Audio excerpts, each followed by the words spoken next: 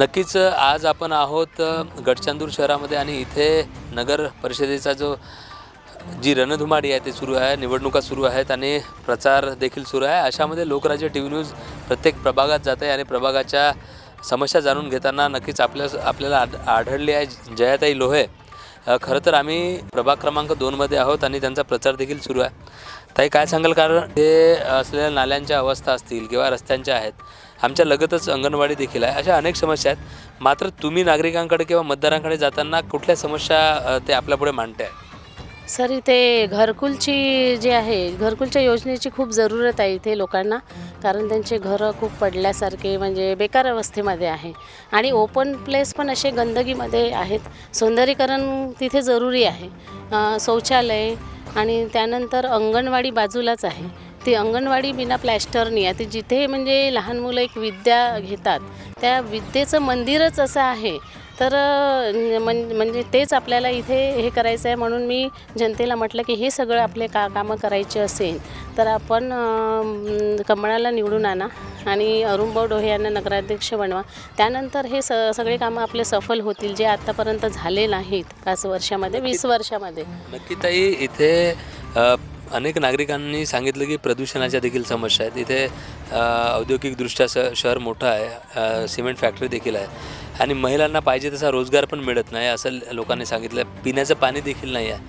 अशामध्ये आता आपण नगरसेविका म्हणून निवडून गेल्यानंतर पहिलं पाऊल किंवा असं कुठलं काम करण्याची आशा या निमित्ताने व्यक्त करा? मी महिलांना घरकुल तर नक्की हे माझं फर्स्ट राहणार. कारण घर नसेल, छप्पर नसेल तर माणूस हा पूर्ण बरबाद होतात. तर घरकुलची योजना त्यांना फर्स्टमध्ये मी मिळवून देणार. अंगणवाडी माझं सेकंड आहे.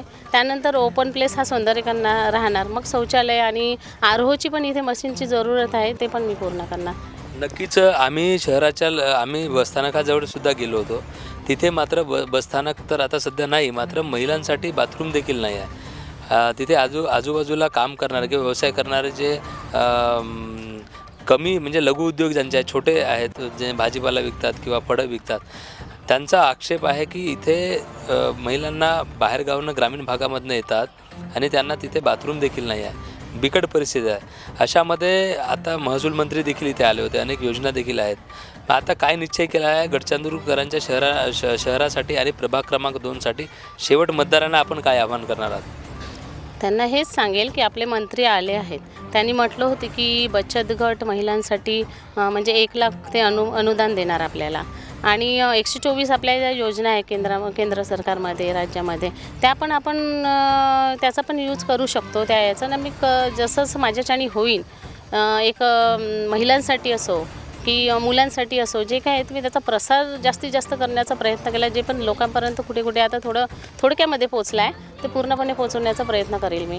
आणि प्रदूषणचं म्हटलं सर, तुम्ही ते प्रदूषणचं तिथे खूप वर्षापासून प्रॉब्लेम आहेत, तो आपल्याला नक्कीच इथे बंद करावा लागेल. कारण लोकांच्या आरोग्यावर खूप मोठा परिणाम होऊन राहिला. लहान मुलांना ॲलर्जीसारखे असे मोठे इथे म्हणजे आरोग्य म्हणजे हे होऊन राहिले आहे लोकांना. तर ते करण्याचा प्रयत्न जरूर करील. ते शेवट आता इथल्या मतदारांना आपण काय, आता आपण उमेदवार आहात, नगरसेविका, आणि लगेच 2 तारखेला मतदान आहे आणि 3 तारखेला त्याची मतमोजणी आहे, म्हणजेच निकाल आहे. शेवटी आता काय आवाहन करणार आहात मतदारांना? मतदारांना हेच सांगेल की नगरसेवक म्हणून जर तुम्ही मला निवडून दिले आणि भाऊ डोहे यांना नगराध्यक्ष बनवले, जसं वरच्या लेवलवर तर सगळं BJPचं आहे, आणि आता जर तुम्ही कमळाला मत देणार नाही तर 5 वर्ष काय हे म्हणजे असंच राहणार.